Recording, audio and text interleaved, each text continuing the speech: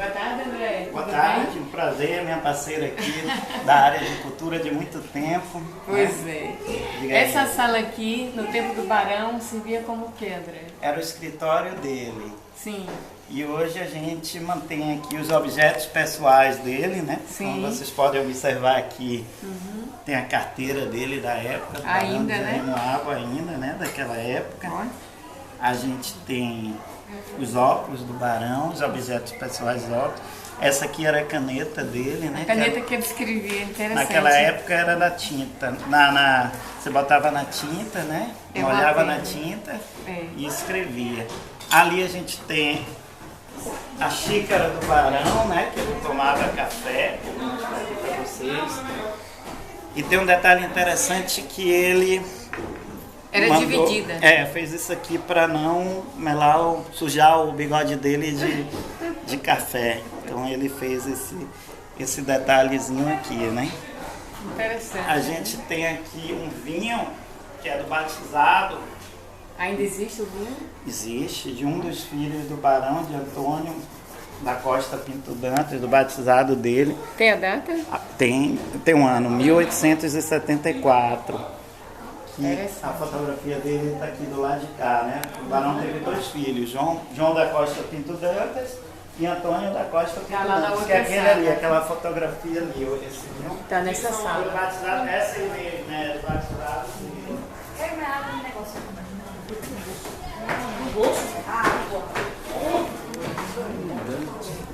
Nessa sala aqui. E aqui... Essa outra sala que era uma sala, André? Eu vou explicar. Eu posso ficar mais... Pode. Peraí, vou explicar mais um tem mais pouquinho. alguma coisa? Aqui é onde tem mais coisa. Ah, entendi. Então eu vou demorar mais um pouco aqui, que aqui é onde tem mais coisa. Bom, o Barão, ele tinha o hábito de escrever cartas. Sim. Ele escrevia mais de 1000 cartas ao ano, né? Endereçado aqui? Endereçado a políticos da região, né? Amigos, como ele era o político que abrangia essa região aqui, desde Itapicuru, Jeremoabo, Cícero Dantas, Nova Açores. Então ele tinha contato com esse pessoal todo, né? E aí ele escrevia cartas para esse político, ele era o chefe político na época, né? Escrevia essas cartas e recebia de volta as cartas. E na época da Guerra de Canudos, ele escreveu muitas cartas, né, perguntando o andamento de Antônio Conselheiro, tal, que Antônio Conselheiro teve aqui em 1874, entrou, né, em Itapicuru em 1874. Ele reformou a igreja do povoado da Rainha dos Anjos, reformou o cemitério lá da sede de Itapicuru, construiu uma igreja em Crisópolis, que na época pertencia a Itapicuru, né? Uma igreja em Olindina, que infelizmente derrubaram, mas foi ele que construiu, né? E a gente conseguiu catalogar com essas cartas do Barão e lançar um livro. Somente com as cartas. Que foi de uma professora de Salvador, Consuelo Novaes, junto com meu irmão e meu pai. A gente conta a história da Guerra de Canudos, através das cartas do Barão que ele escrevia. Canudos, cartas para o Barão, né? É um livro. E assim, além desse livro, a gente tem registro do Barão de Jeremoabo até nos sertões, que a gente tem aqui também, né? De Euclides da Cunha. Sim.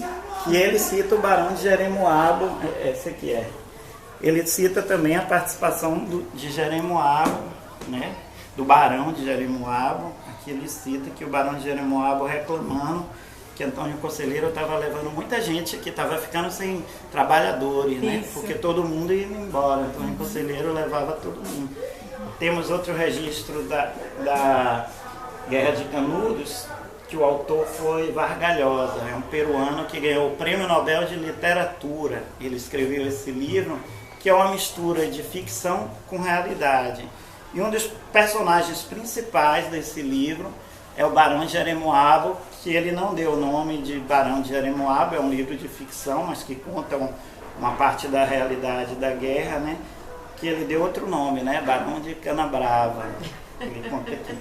Aqui a gente tem uma das primeiras edições do Guarani de José de Alencar. Era do Barão de Jeremoabo e faz parte aqui da nossa biblioteca.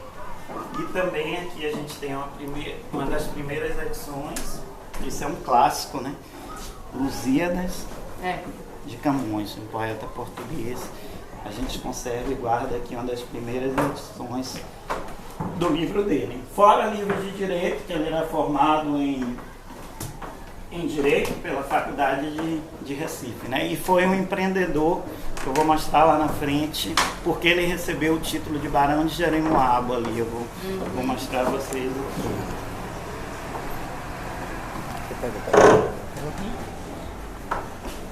Fala sobre o Lampião um pouquinho aí, pode falar? No dia 20 de agosto de 1932, Lampião tentou invadir aqui esse sobrado. O filho do barão, João da Costa Pinto Dantas, recebeu uma carta de Lampião pedindo dinheiro. E o filho do barão, João da Costa Pinto Dantas, né, que tem um busto lá em Itapicuru, respondeu que não daria... na praça, isso. Que não daria dinheiro a ladrão, né? Então, por conta disso, o Lampião ficou com raiva e tentou invadir aqui. Aqui a gente tem duas cartas de dois cangaceiros, na época de Lampião, também pediram dinheiro a meu bisavô, né? Mas meu bisavô negou. Um deles é Cristino Gomes da Silva, vulgo Curisco, que depois de Lampião era um dos principais cangaceiros, né? Ele tinha um subgrupo, Curisco, né? Que a gente conhece aqui, ele pede dinheiro ao meu bisavô.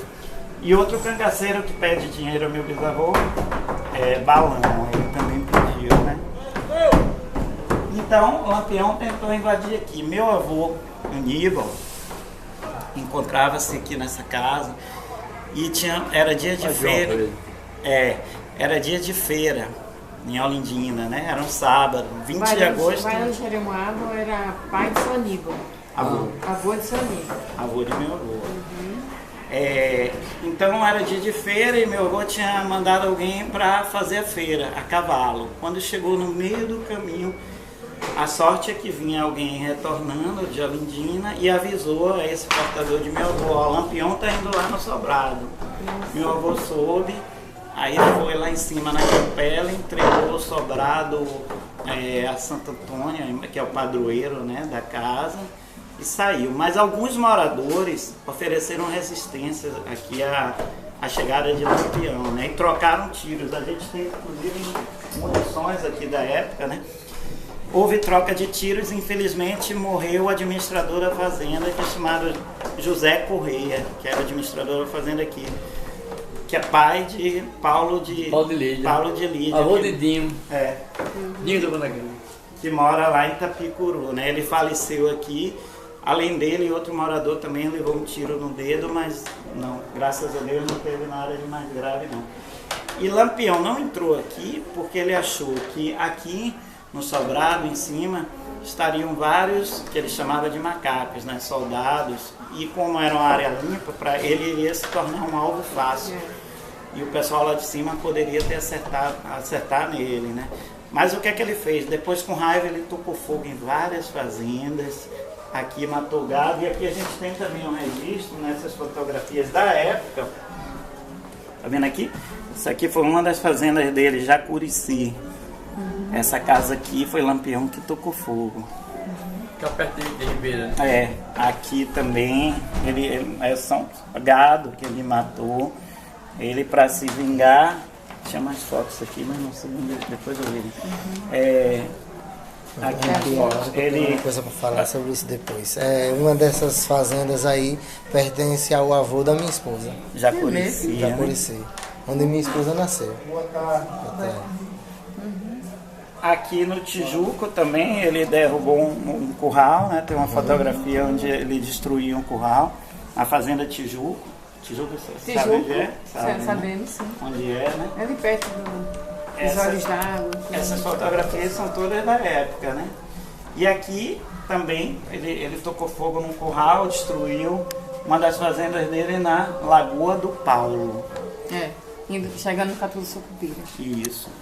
Agora eu vou mostrar a vocês por que o barão recebeu esse título de Barão de Jeremoabo, foi agraciado com esse título.